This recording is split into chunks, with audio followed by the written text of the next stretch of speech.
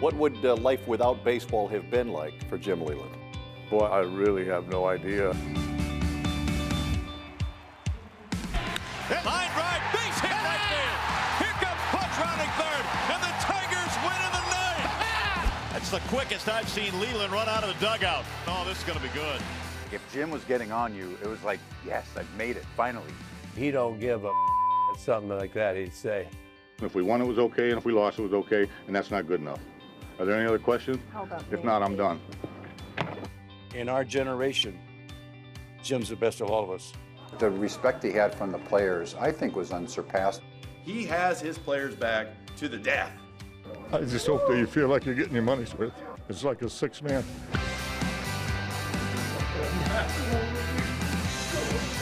From the heart of a little boy and the soul of an old man. This is the Hall of Fame. Thank you very much.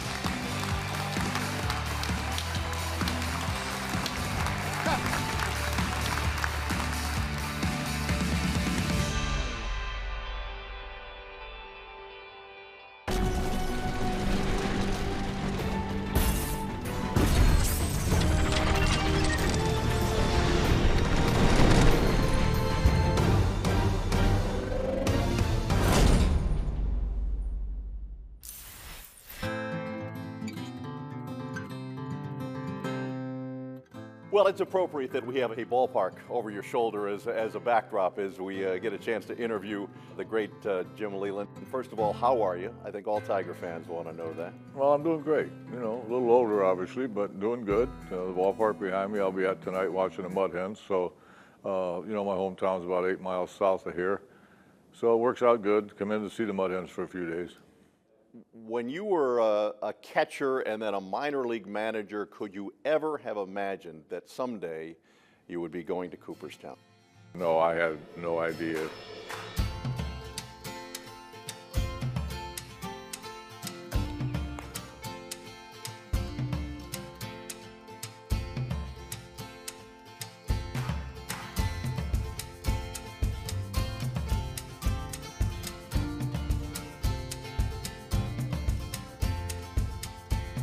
You know, when I started managing the minor leagues, John, I never even thought about managing the big leagues. I never thought that would happen. It wasn't until I got to AAA managing, I thought maybe a chance to get a coaching job at best. I didn't think this would ever happen, obviously, and fortunately it did. You knew you were up for induction that day. Take me through that day at home in Pittsburgh with your family. Well, it was really like a, it seemed like it got to 6 o'clock or something pretty quick that day. And then all of a sudden it was 6:30 and you were supposed to get the call between 6:30 and 7:15. It's 10:07, I hadn't heard anything. I went upstairs, kind of lay down, get my thoughts together. I wasn't really disappointed, but I just kind of wanted to clear my head a little bit. And I guess about 10:07, Katie and Patrick and Kelly, my daughter, came up the stairs to check on me, I guess. I don't know if they thought I was going to jump out the window or what, but and just as they came up, I got the call, and it was Jane Forbes Clark, and she said, "Welcome to the Hall of Fame." I couldn't believe it. When did you fall in love with baseball? Well, as a young kid, just down the road here in Perrysburg, you know, on the sand lots and playing baseball, and ended up getting a chance to sign. I knew my first spring training very quickly that I was not going to play in the big leagues. When I saw the competition, I said, if this is what they look like, this is not going to happen for me. So I kind of concentrated on the game itself and what the managers did and how they ran the team and how, you know, where they played the infield. And I'd ask some questions once in a while because I really loved it. And I think somebody said this best, you know, the more you love it, the more you learn, and the more you learn, the more you love it. To think 60, 61 years, you got to do something that you loved. I mean, that's unbelievable. That doesn't happen very often. You know, I loved to go to the ballpark every single day that I went to the ballpark in all my years. I loved it every day. I loved getting to the clubhouse, figuring out the lineup, you know, talking to the guys, whatever it may be. And I still do. Thought this one would look real good on him there.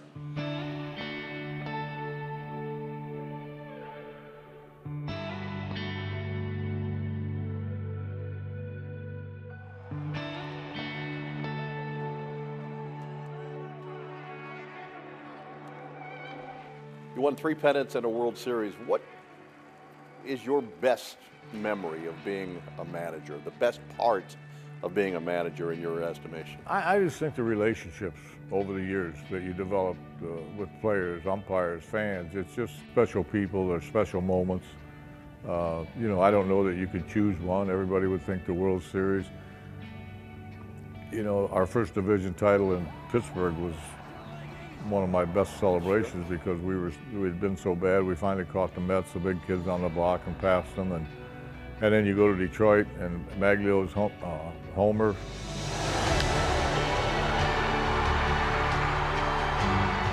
I'll never forget that crowd. I've never seen anything like that. I don't know how you can rate them. I guess it's best not to even try to rate them, but you know,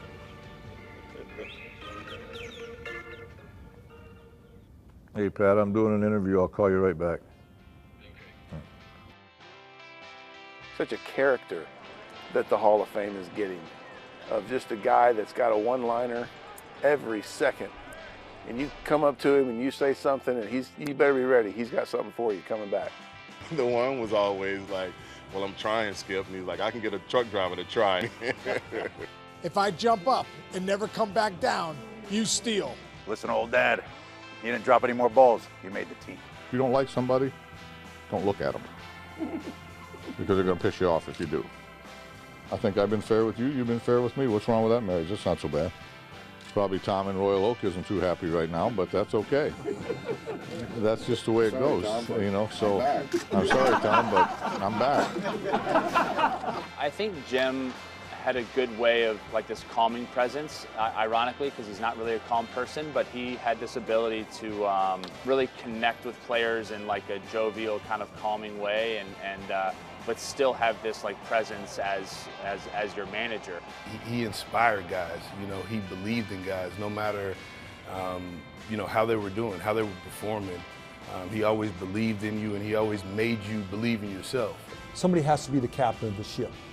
And when people say that the manager doesn't mean X, I say, you know what, bull. I am the damn manager and I'm going to run this damn team. What he did with a variety of different teams. It was just no matter where he was a winner. And that's not easy to do. He understood, number one, you got to love the game. Number two, if you love the game, you're going to treat it with respect and you're going to do your best to be the best you can be. And I think he showed us that that's what he wanted to be. So why can't we be that way? That's as high as I got, double-A backup catcher. Look at me now, baby.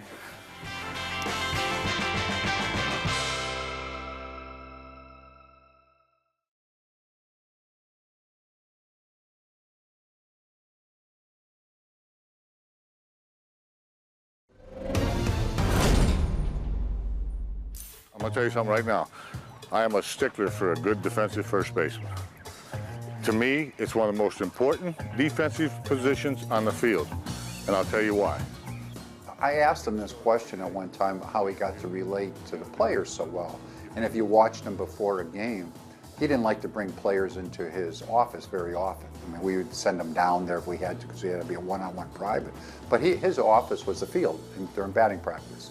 And he would walk around the field and talk to the players. He always found something about every player that he could talk to them about. And he was sincere and knowledgeable about those things, that he would do some homework. The respect he had from the players, I think, was unsurpassed of anybody I've ever met.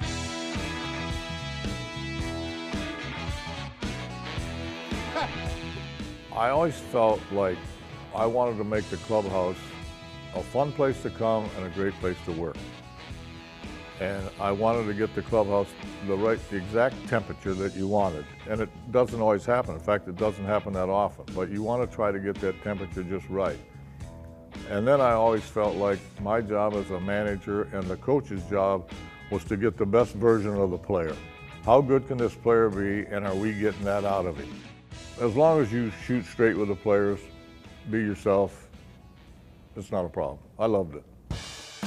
It's my responsibility to have the team ready to play today. They weren't ready to play. They were ready to get on the plane and go to Oakland. If we won, it was okay, and if we lost, it was okay, and that's not good enough. Are there any other questions? If not, I'm done. just like the way Skip always addressed things. Like he would come in and he'd go on a little rant, like if we weren't performing and we weren't doing stuff, and you know, he'd ruffle the feathers a little bit. And he always jet in really fast. I can't believe this and that, and he'd use some choice words. We got a long way to go. Don't fall for that. Believe me, don't fall for it. You can hear him go, ah, you mother, ah, you guys, you think you're gonna walk into this and you're just gonna give it to you, and he's screaming. All of a sudden it was quiet.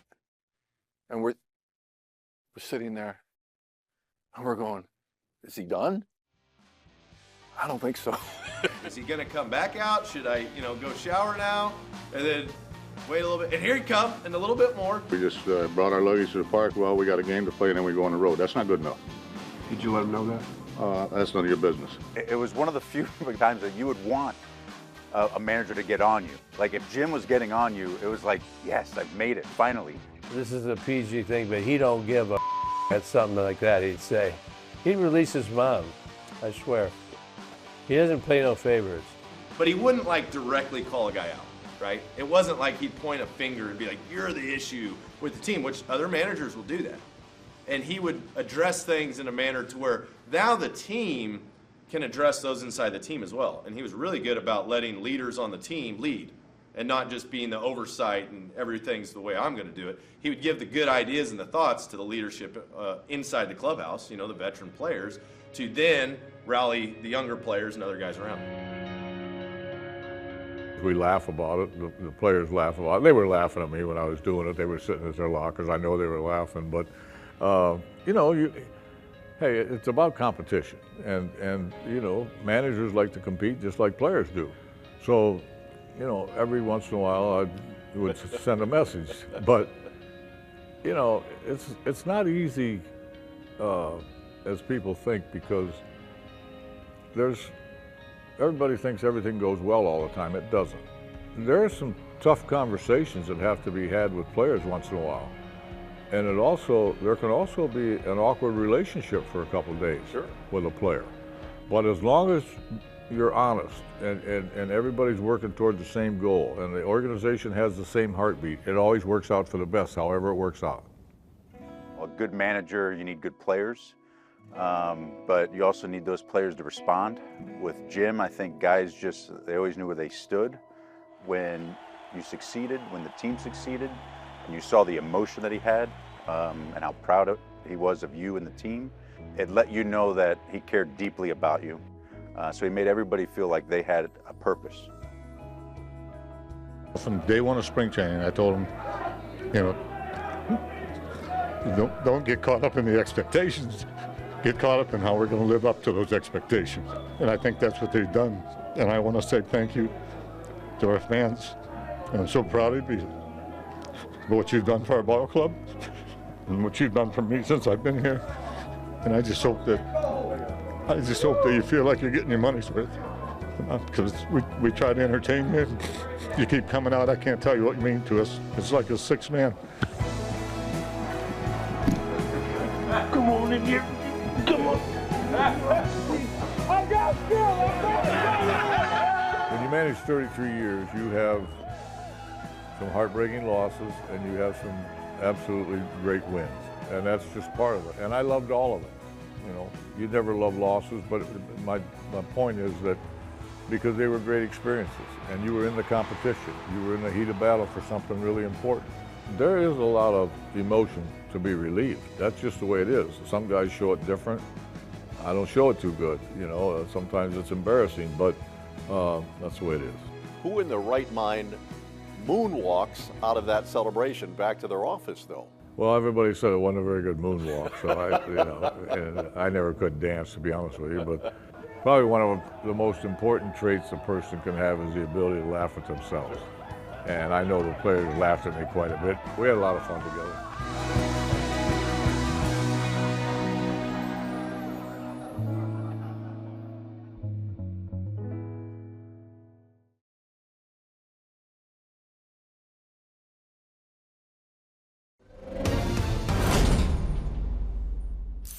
My contributions to our beautiful pastime pale in comparison to the joy that is brought to my life. I really believe in our generation, Jim's the best of all of us, because there ain't anybody in baseball that don't understand the greatness of him. Like I say, all of us are really close to him and know how great he is. Well deserved. There's only one team that will win a world championship each year. How do you measure success in a season as a manager?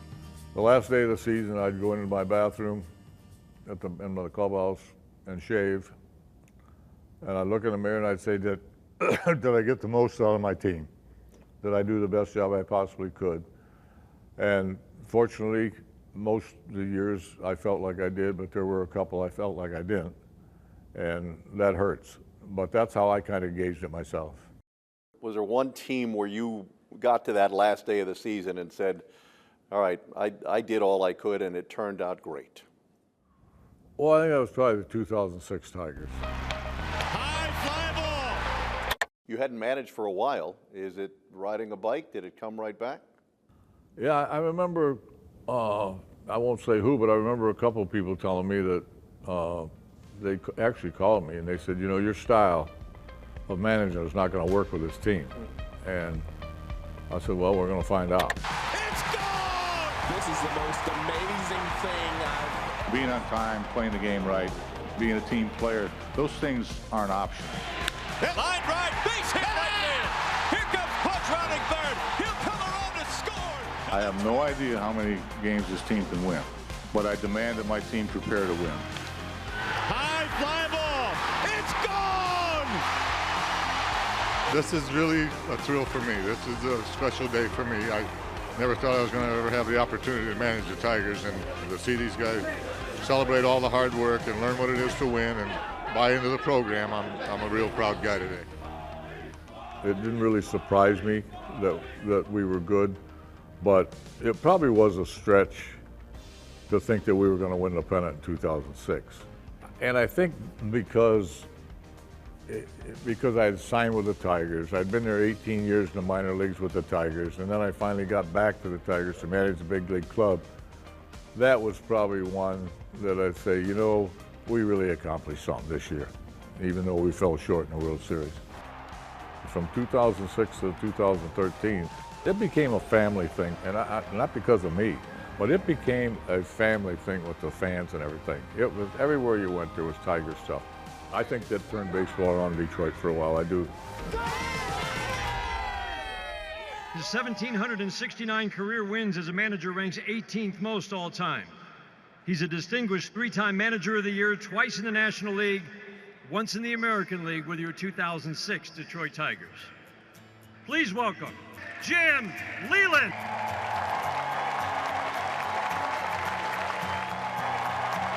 Thank you so much. We shared some great moments together here at Comerica Park. Carlos Guillen's walk-off homer at 3:20 in the morning against the New York Yankees. Justin Verlander's no-hitter against the Brewers. Many postseason wins, and Magglio Ordonez's walk-off homer to win the 2006 pennant. How could I not love you after all you've done for me? And one thing that I want you to know from the heart, I never took you for granted, and I will never forget you. Thank you very much.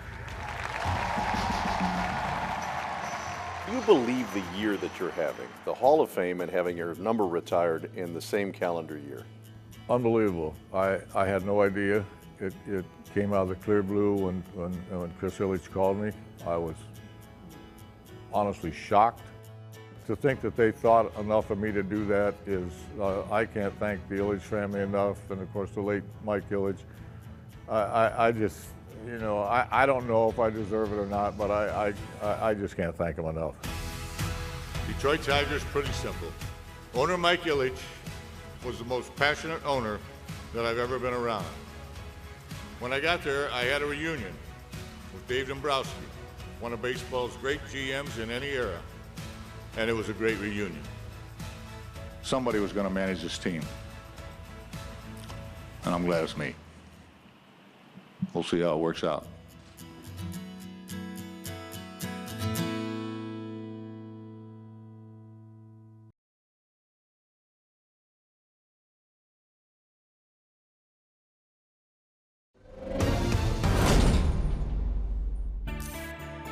I tell people all the time, like he was like a second dad to me, and was always there in my corner.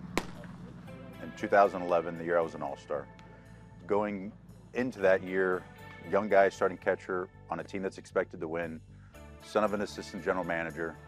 So there was a lot of things there that you know, a lot of pressure I was feeling. Behind the batting cage, when we were taking batting practice before the game, he just kind of comes up to me. I think sensing that I was feeling a lot of pressure at the beginning of that year, just kind of like reassured me. He's like, hey, I want you as my starting catcher. You're in the big leagues. You have a great swing. Use it. You know, just play like you played in your backyard. And it was like a light switch. He left a huge impression on me. I was coming out of Michigan State, All-American football player and a first-round draft pick, and I thought I was pretty tough and pretty good. And he told me, every morning at 8 a.m., you'll be on the field with me. And then you'll come back at 2:30 and work out with the rest of the team, and then you're going to play a game. And I felt like he was scolding me, and I said, bring it on.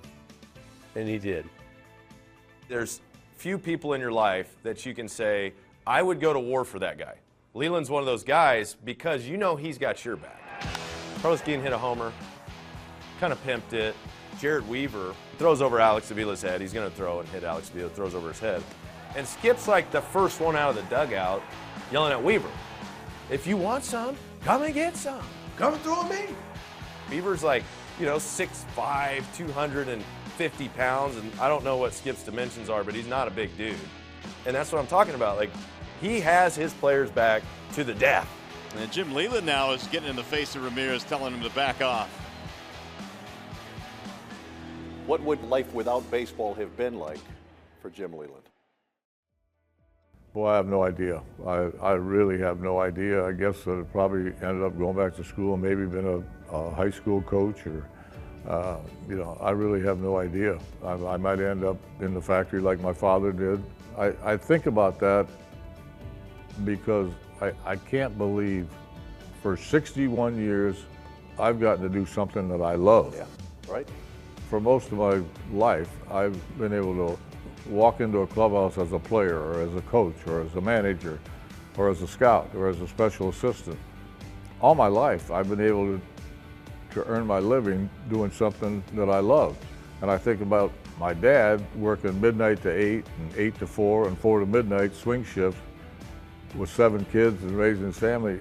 It's beyond my wildest dreams because I know there was some days my dad didn't really want to go to work. You know, I always might remember my dad saying, you know, a good day's work for a good day's pay. I hope I've given everybody a good day's work. You know, I hope that I gave him that same effort that I asked my players to give me. I hope I gave that to baseball, but I could never give to baseball what baseball has given to me. Thank you very much. I would like you to meet my wife, Katie, my son, Patrick, and my lovely daughter, Kelly. And I want to thank them for the love for a husband and a father and the support for a baseball lifer. No matter which Hall of Famer you're here to support today, or which team you cheer for, your presence is always felt. On your feet in the ninth, with the home team clinging to a one-run lead, turning on your television for the first game of the World Series, and seeing 50,000 fans waving towels, hoping and praying that this may be their year. Or a little boy or girl getting their first autograph, scurrying back to the stands to show mom and dad their latest treasure. Ladies and gentlemen, that's you. That's baseball, and this is the Hall of Fame. Thank you very much.